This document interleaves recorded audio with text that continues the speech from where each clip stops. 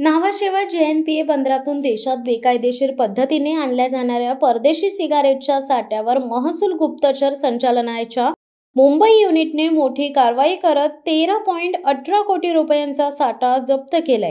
या प्रकरणात एका आरोपीला अटक करण्यात आली असून न्यायालयाने त्याला 14 दिवसांची न्यायालयीन कोठडी सुनावली।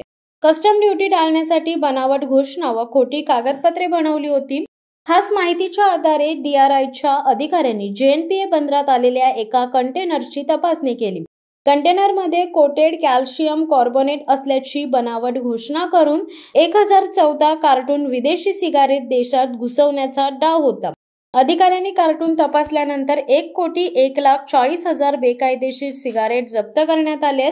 भारतामध्ये विक्रीस बंदी असलेले प्रकार जप्त केलेल्या सिगारेटवर कोणताही वैज्ञानिक इशारा किंवा आरोग्यविषयक चेतावणी नसल्याने त्या पूर्णतः बेकायदेशीर ठरतात।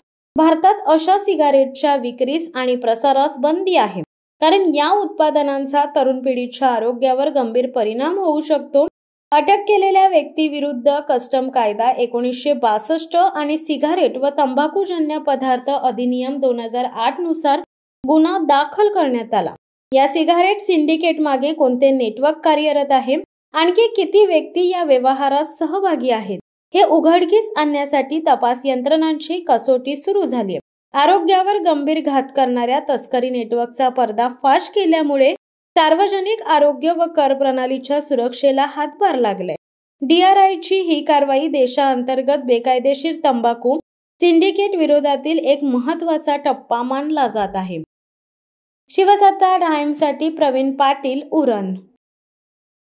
दे धडक बेधडक वृत्त देणाऱ्या आपल्या शिवसत्ता टाइम्स न्यूज चॅनलला लाल बटन दाबून सबस्क्राईब करा आणि बेल आयकॉनला क्लिक करायला विसरू नका।